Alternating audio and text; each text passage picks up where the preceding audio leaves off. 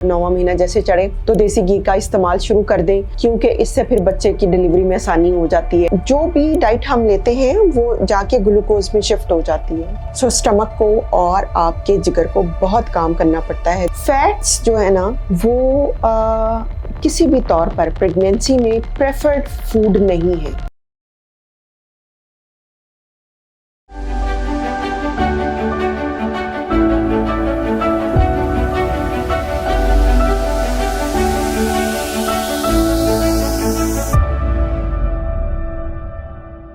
अस्सलाम वालेकुम, मेरा नाम डॉक्टर तंजीला रहमान है और मैं कंसल्टेंट गायनेकोलॉजिस्ट हूँ। आज मैं जब अपना क्लिनिक कर रही थी तो 3-4 बच्चियों ने स्पेसिफिकली मेरे से पूछा कि हम डिलीवरी के लिए उससे पहले अगर देसी घी खाएं तो हमारी डिलीवरी आसान हो जाएगी। तो मुझे काफ़ी दफ़ा देसी घी के ऊपर इंफॉर्मेशन का 10 मिनट का लेक्चर देना पड़ा। तो मुझे रियलाइज़ हुआ कि इस टॉपिक के ऊपर इंफॉर्मेटिव वीडियो ज़रूर बनानी चाहिए, क्योंकि बहुत सारे टिप्स आपको घर पे भी मिलना शुरू हो जाती हैं और कुछ बच्चियां तो उसको मान लेती हैं, कुछ चाहते हैं कि उन्हें डॉक्टर भी वजाहत दे कि क्या ऐसा किया जा सकता है, कि इसकी कोई हकीकत है कि नहीं है।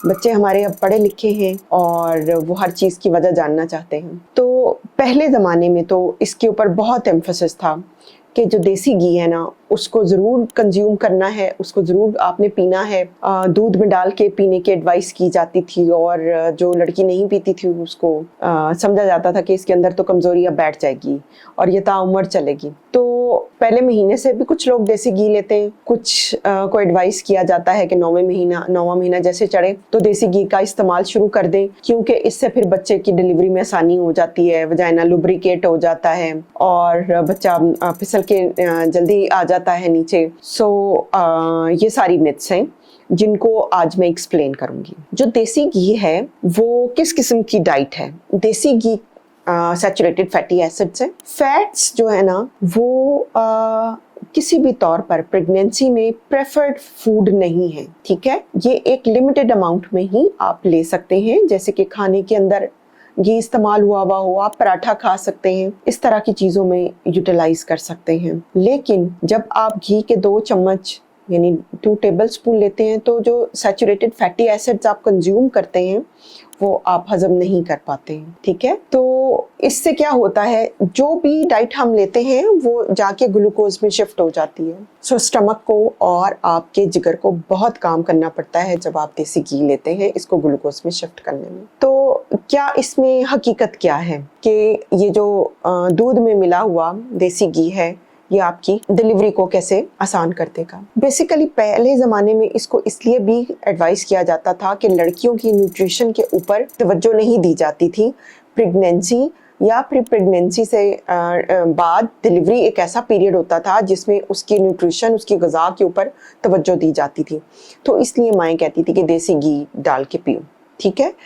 तो मे भी उस टाइम पे वो राइट थी कि उनकी न्यूट्रिशन पूरी हो जाती होगी।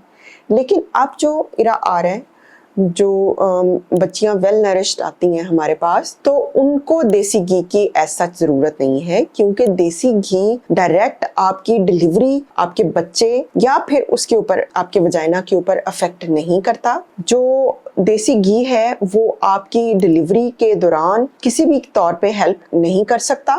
ये आपकी वेट को बढ़ा सकता है, आपके रिस्क ऑफ जो डायबिटीज हो जाती है प्रेगनेंसी के अंदर उस रिस्क को बढ़ा सकता है, ठीक है, एक्सेसिव वेट गेन की वजह से, ठीक है। आपको एसिडिटी कर सकता है, स्टमक में तेजाबियत हो सकती है, आपको खाने पीने में प्रॉब्लम बढ़ सकता है। कुछ लड़कियों को डायरिया भी हो जाता है इसके साथ, लेकिन डायरिया की वजह से अगर बहुत ज़्यादा ना भी हो, आप दिन में सुबह दूध और घी पीते हैं और आप फिर 2-3 लूज मोशन कर देते हैं तो उल्टा वीकनेस हो जाती है। सो मेरी एडवाइस इस मौके पे ये है कि आप जो भी डाइट लें, जो डिलीवरी के इर्द के डेज हैं 9th मंथ के स्टार्ट होने के बाद, उसमें फाइबरस डाइट ज़्यादा लें ताकि आपकी बावल मूवमेंट अच्छी हो सके, ठीक है। आप एनर्जेटिक फूड लें जिसमें कैलोरिक जो रिक्वायरमेंट है वो सफिशिएंट हो, ताकि आप लेबर से रिलेटेड या फिर सर्जरी अगर आपकी होनी है, सेक्शन होना है, तो उसके अंदर आपके अंदर ताकत हो, आप उसको टॉलरेट कर सके। देसी घी किसी तौर पर भी आपकी डिलीवरी में हेल्प नहीं करता।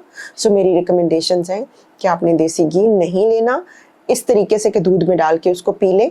आपने देसी घी अगर आप पराठा खाना चाहती हैं वो उसमें डाल के बना के ले सकती हैं। सो इस वीडियो के बाद आपको ये अच्छी तरह अंदाज़ा हो गया होगा कि देसी घी के क्या फ़ायदे और क्या नुकसानात हैं और किन लड़कियों को ये लेना चाहिए और किन को नहीं। मेरी वीडियो को लाइक करें, शेयर करें और सब्सक्राइब करना मत भूलें।